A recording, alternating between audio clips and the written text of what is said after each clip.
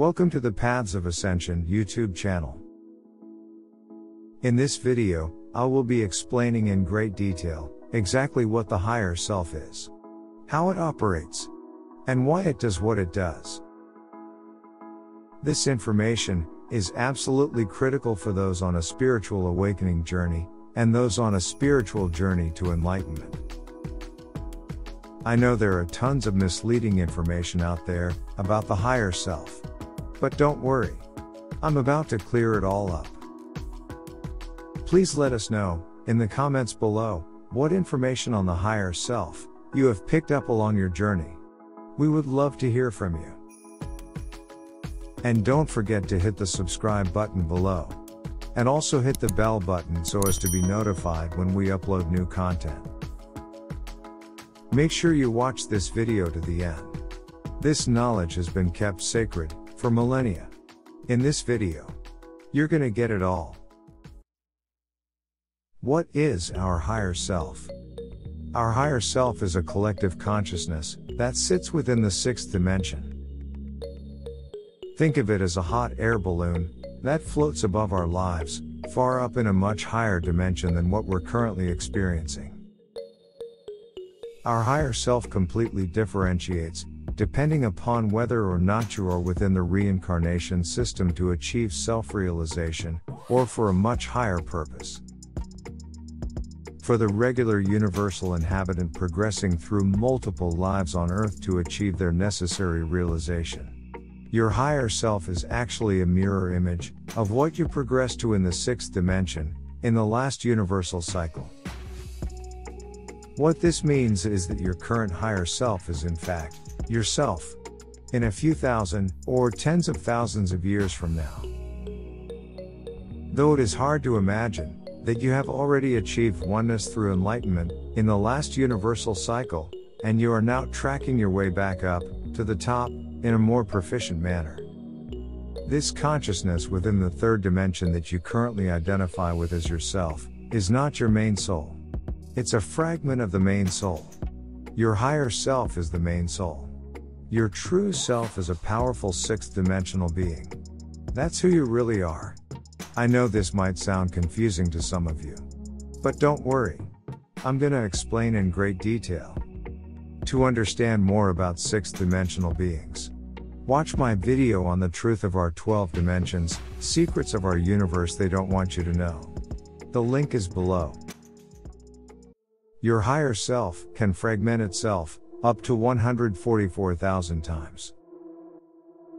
It sends all these soul fragments, or soul aspects of itself, back into creation to each experience, and achieve the necessary realizations to evolve from the first dimension, all the way to the fifth dimension, and then reunite with itself, in the sixth dimension. Only once, all its soul fragments have evolved, and ascended through all the lower dimensions, and reunited with itself in the sixth dimension, is it able to ascend into the seventh dimension. You are one of the 144,000 soul fragments, or soul aspects of your higher self. Your higher self is the collective consciousness of all its soul fragments. So, your higher self acts as the coordinator for all of your lives, within this universe, up until you reach the sixth dimension. It structures our lives for the most effective route for self-realization, in order for us to reach the same point in consciousness that it currently sits within. The reason it personally structures our lives is that who better to coordinate our lives than our future selves, who has already been through our lessons. We know ourselves better than anybody else in this universe, and we therefore structure our reincarnation process through our own unique patterns for growth. It is quite specifically rare for us to incarnate in a set linear format. For example, Life A, 1922 to 1982, and Life B, 2012 to 2082. We actually incarnate in an overlapping sequence with multiple lifetimes, where it is possible for one to start before the last one finishes. For example, where a linear format would follow a neat birth and death time frame. Layering lives allows for the maximum possible efficiency, by allowing us to live through more incarnations, over the same period of time. Life A, 1922 to 1982. Life B, 1942 to 2002. Life C, 1982 to 2052. Life D, 2012 to 2082, and so on. As you can see in this graph, for a visual representation of how reincarnation layers our lives on top of each other. This is possible through the use of numerous soul fragments. Without a higher self dedicated into organizing our life streams, we would only be able to follow a linear format where one lifetime started directly after the last one.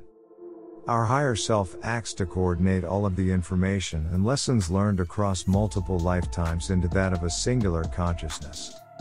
When our physical body dies, our consciousness is streamlined with our higher self in an ongoing effort to better understand the current universal changes and discrepancies, and integrate the most up-to-date information into our future lives.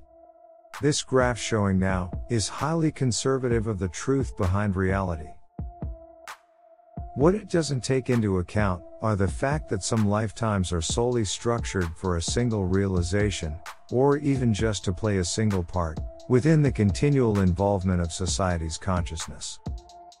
We may be alive for a very short number of years. We may even waste entire lives for nothing better than for the attainment of material possessions. These kinds of small bursts of life completely disorganizes the graph into a structural mess that gradually shows an incline in consciousness, spreading over hundreds, if not thousands of lifetimes. This graph is what layering our incarnations more accurately looks like. In this second graph, we can more accurately see how reincarnation is gradually progressing along the consciousness scale. All of the smaller lines represent shorter lives for the sole purposes of learning a particular lesson. These types of lives occur in volatile circumstances such as wars or environmental upheavals.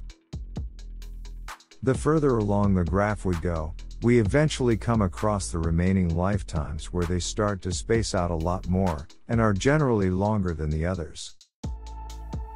This is because the higher in consciousness we attain, our higher self concentrates more energy and consolidates more fragments or aspects of itself into those very high realization lifetimes, and we live longer and more fruitful lives in order to gain this experience. The last green line represents the singular lifetimes our higher self structures, for no other reason than the importance placed on those later lives, or old souls, achieving something spiritually significant. For example, my current incarnation is singular in perspective. I currently have no other incarnations on Earth, while if you were to look at a soul who just progressed out of the second dimension, their higher self would be incarnating multiple streams in order to maximize their effectiveness in a larger array of environmental circumstances. Thanks for watching part 1. Click the link here now to carry on the story in the second part. If you haven't already, click the subscribe button now. And you can also ask any questions you might have in the comments below before you watch the second part. See you soon.